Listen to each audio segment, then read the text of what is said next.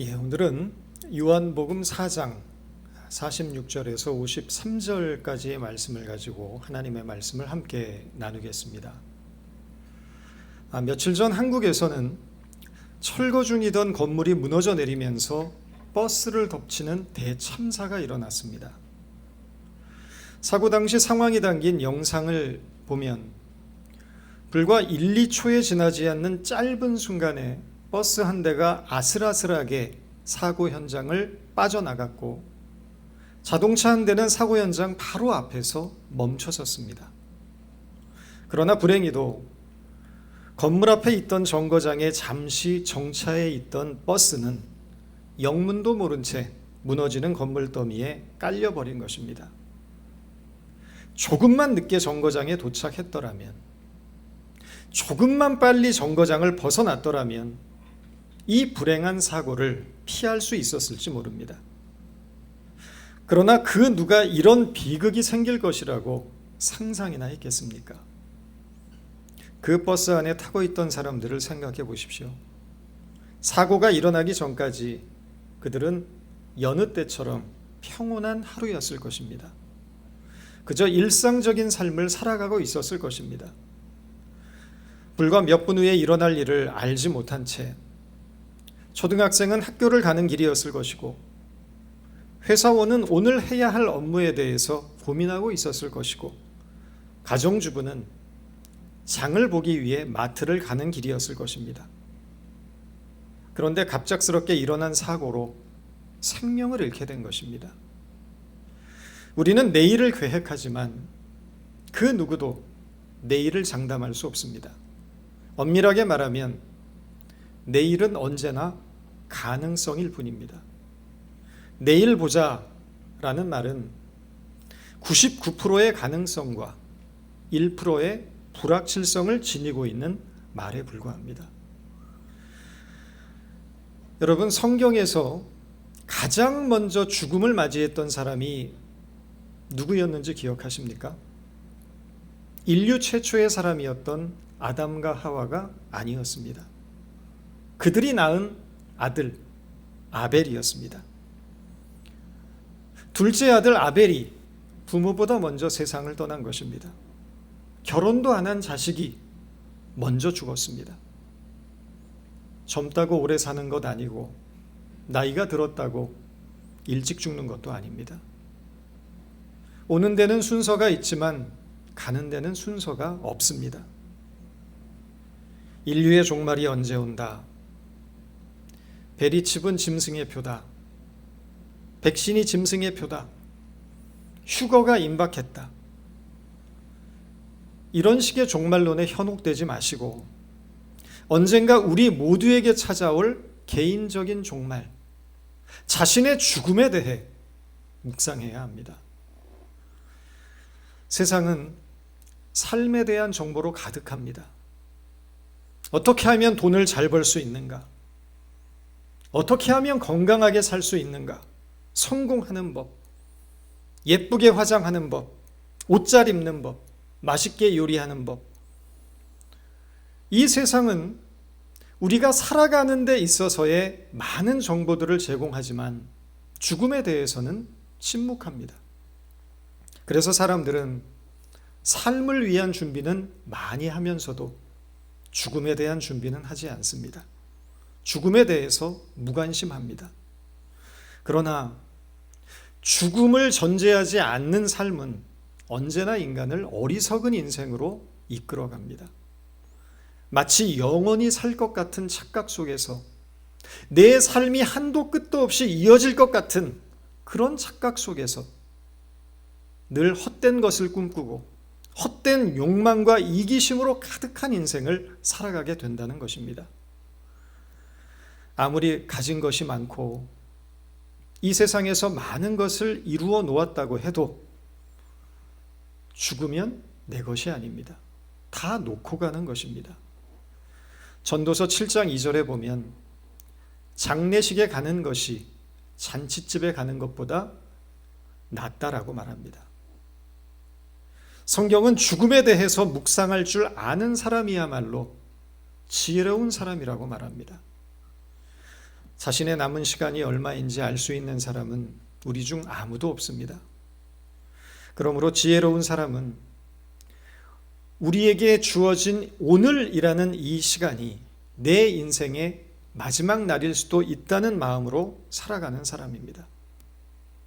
이런 마음으로 인생을 대하다 보면 지금이라는 이 순간이 얼마나 소중한 것인지, 지금 나와 함께 하고 있는 이 사람들이 얼마나 귀한 사람들인지, 지금 내가 하고 있는 일들이 얼마나 중요한 일들인지를 깨닫게 되고, 그래서 나와 관계를 맺고 살아가는 사람들과의 우정과 신뢰를 소중히 여기고 그것을 아름답게 지켜나가고 나에게 주어진 삶을 더욱더 성실하고 진실한 마음으로 대하게 되는 것입니다.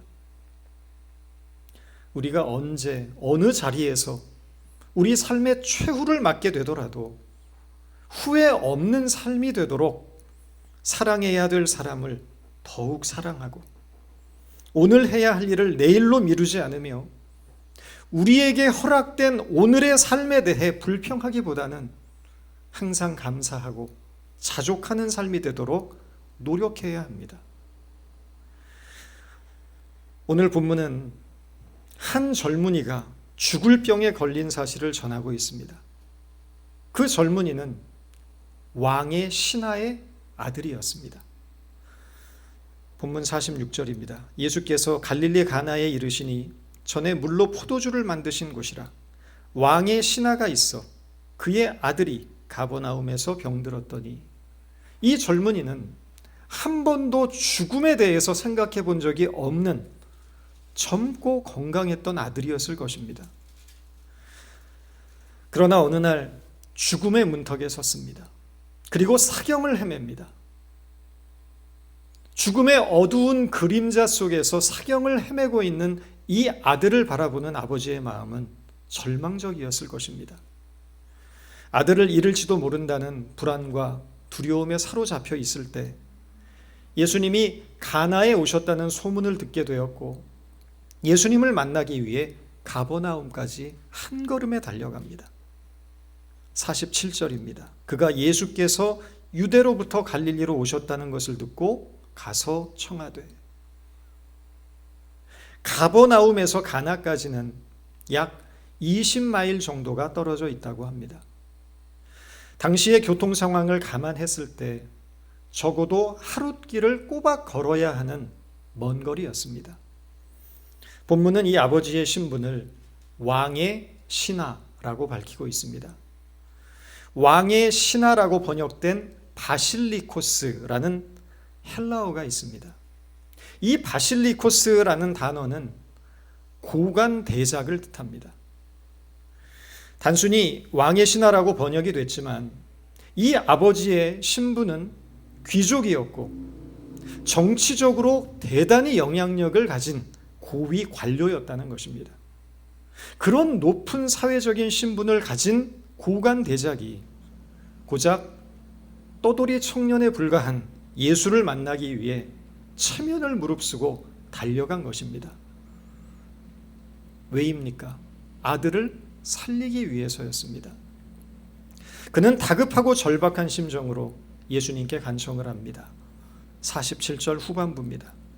청하되 내려오셔서 내 아들의 병을 고쳐주소서 하니 그가 거의 죽게 되었습니다.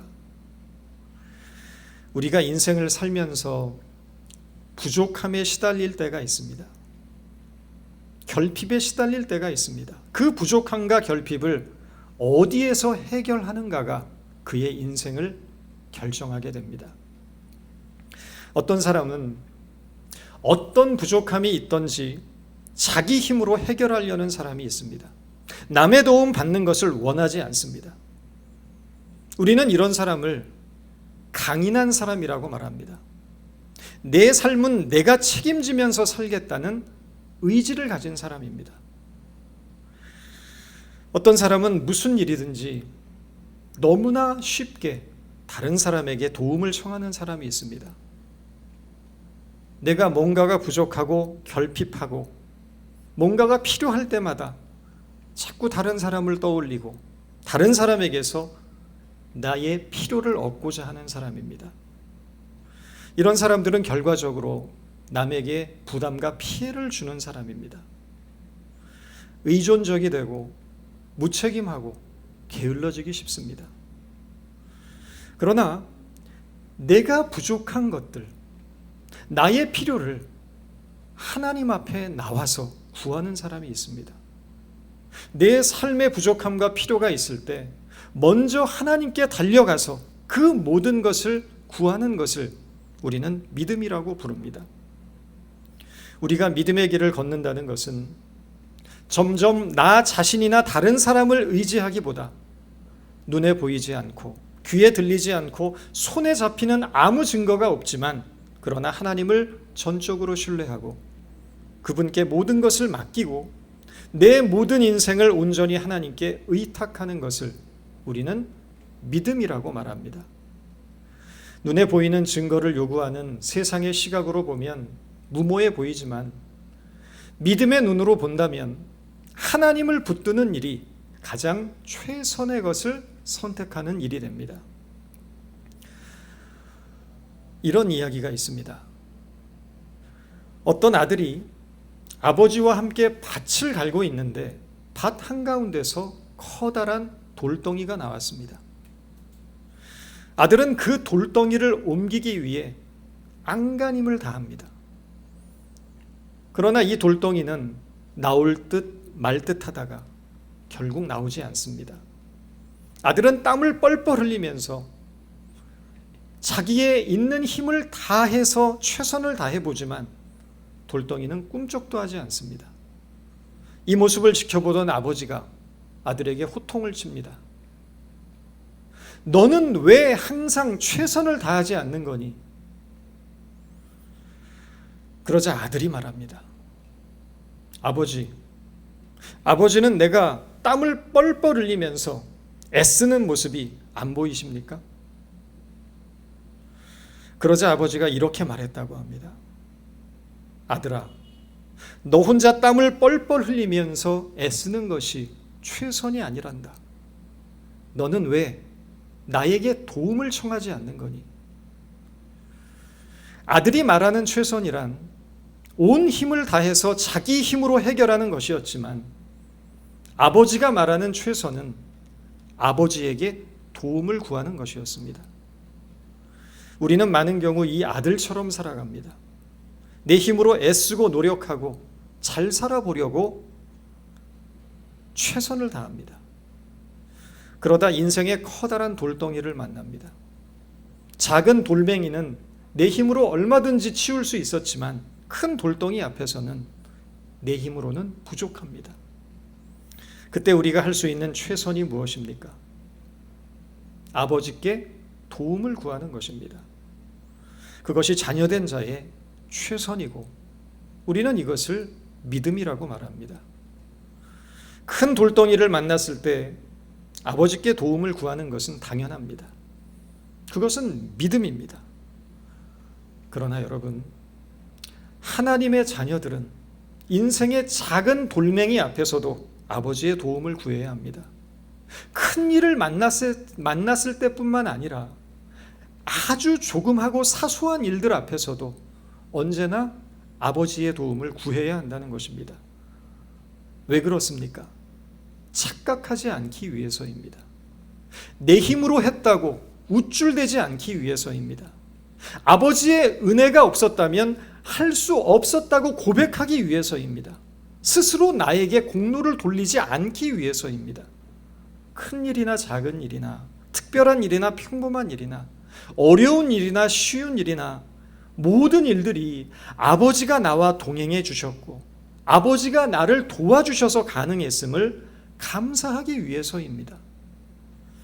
나는 오직 아버지의 능력과 은혜 안에서만 살아가는 존재임을 고백하는 것이 참 그리스도인이 가져야 할 믿음이라는 것입니다. 먼 길을 달려온 왕의 신하가 예수께서 죽어가는 아들에게 오셔서 안수해 주시기를 간청했을 때 예수님의 반응은 의외였습니다. 왕의 신하의 믿음을 귀하게 여기시고 칭찬하신 것이 아니고 그를 책망하셨습니다. 48절입니다. 예수께서 이르시되 너희는 표적과 기사를 보지 못하면 도무지 믿지 아니하리라. 비록 예수님만이 자기 아들을 고칠 수 있다는 믿음으로 주님 앞에 엎드린 왕의 신하였지만 결국 그의 믿음은 기적만을 구하는 믿음에 불과했다는 것입니다.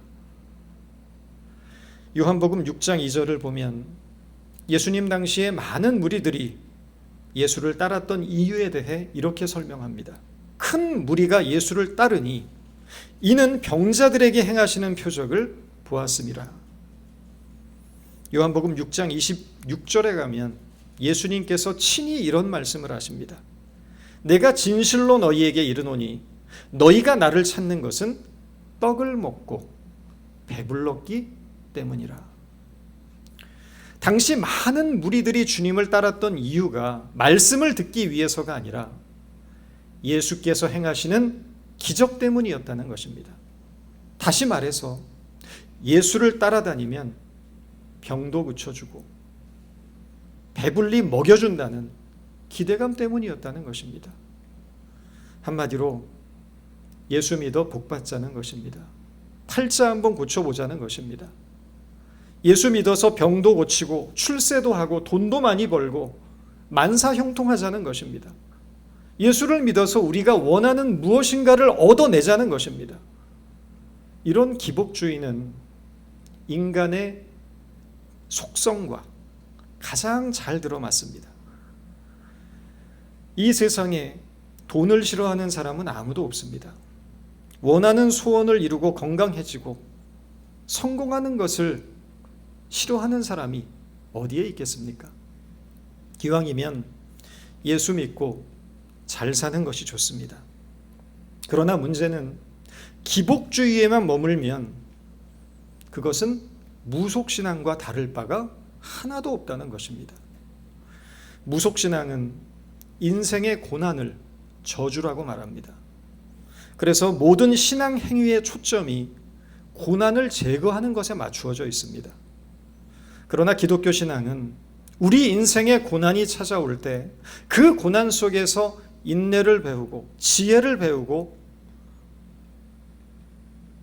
하나님을 신뢰하는 법을 배웁니다. 고난 가운데 우리에게 말씀하시는 하나님의 음성을 듣고 우리 자신을 죄에서 돌이키며 새로운 존재로 변화되는 기회로 삼습니다. 왕의 신하에게 있어서 믿음이란 그저 아들을 죽음에서 살릴 수 있는 능력에 불과했습니다. 사경을 헤매는 아들을 보면서 이 고난을 주신 하나님의 뜻이 어디에 있는지 생각해 본 적도 없고 이 고난을 통해서 새로운 존재로 거듭날 의사도 그에게는 없었습니다. 죽어가는 아들을 살리는 것만이 믿음의 목적이었고 그 단 하나의 목적이 그가 가졌던 신앙의 전부였다는 것입니다. 예수님은 왕의 신하가 새로운 차원의 믿음을 갖기 원하셨습니다. 눈에 보이는 기적만을 구하는 믿음에서 진리를 기반으로 하는 말씀의 신앙을 갖게 되기를 바라셨습니다. 말씀을 믿고 말씀을 붙들고 말씀을 따라 순종하는 신앙을 갖기 원하셨다는 것입니다.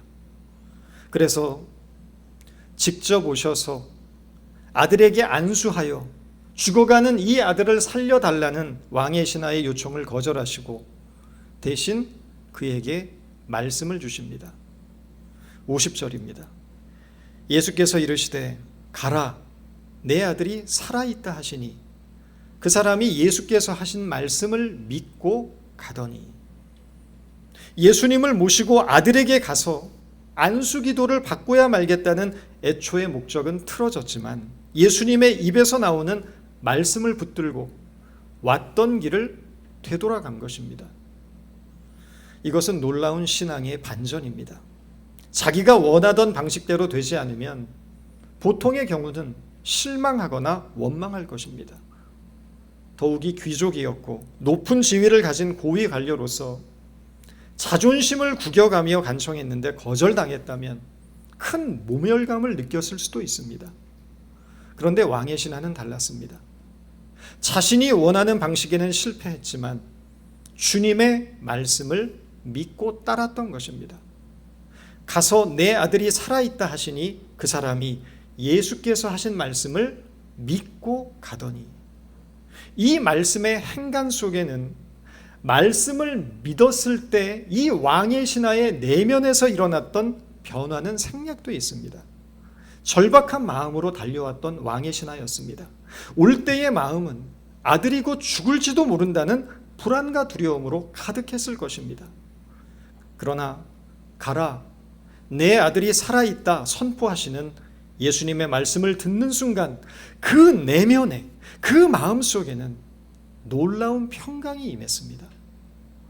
아들이 다시 살아났다는 것을 확인한 것도 아니었습니다. 그저 말씀만 들었을 뿐입니다. 갑자기 환경이 바뀐 것이 아닙니다. 어떤 극적인 상황의 변화가 일어난 것도 아닙니다.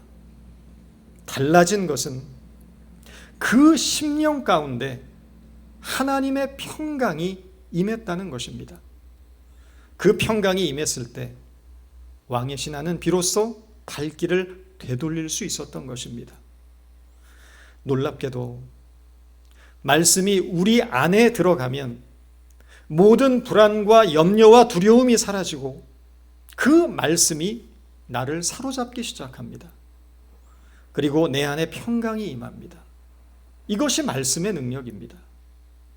다른 것이 기적이 아니라 이 말씀의 능력을 체험하는 것이 기적입니다. 여러분은 하나님이 어디에 계시다고 생각하십니까?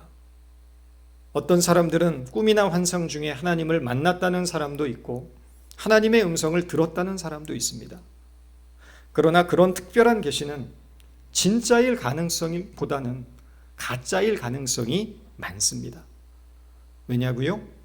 하나님은 말씀을 통해서 자신을 계시하시고 우리와 만나 주시기 때문입니다. 우리는 말씀 속에서 하나님을 인격적으로 만나고 하나님의 사랑을 깨닫게 되고 하나님의 뜻을 발견하게 됩니다. 말씀 속에서 위로와 소망을 얻으며 은혜와 평강을 누리게 됩니다. 말씀의 능력을 통해 우리의 생각이 새로워지고 주님의 마음을 품게 되고 주님의 성품을 닮아가게 됩니다.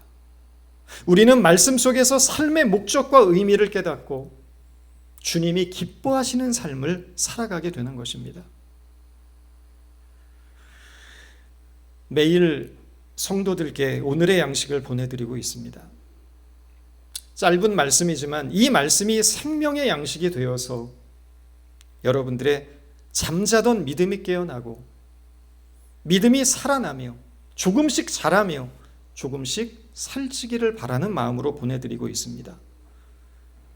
가랑비에 옷 젖듯이 별것 아닌 것 같지만 매일 말씀을 한 구절이라도 읽고 묵상하고 그 말씀을 붙들고 기도하다 보면 우리의 생각과 마음과 삶이 조금씩 변화될 것이라고 믿습니다.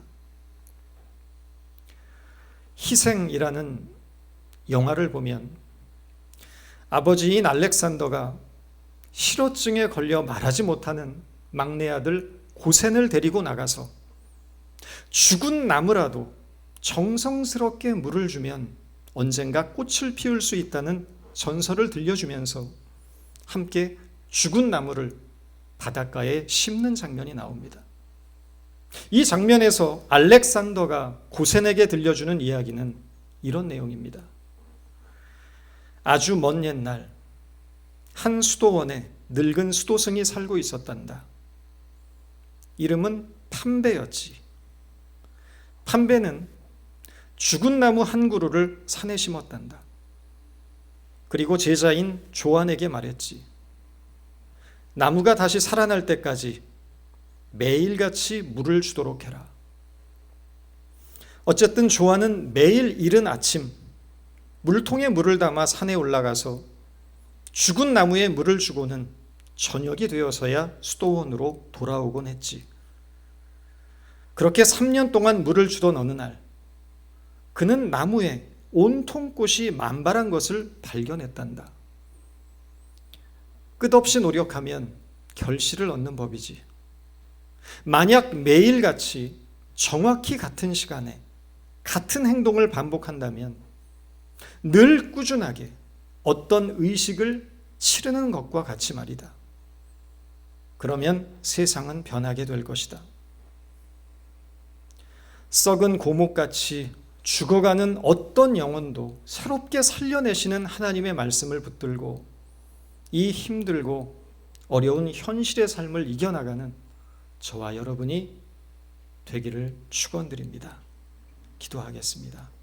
하나님, 오늘도 우리에게 말씀을 주시니 감사합니다. 참 진리와 생명이 되시는 말씀을 붙들고 살아나갈 수 있는 힘과 지혜를 우리에게 주시고 말씀 앞에 순종함으로 참 하나님의 자녀다움으로 살아가는 저희가 되게 해 주옵소서. 예수님의 이름으로 기도드렸습니다.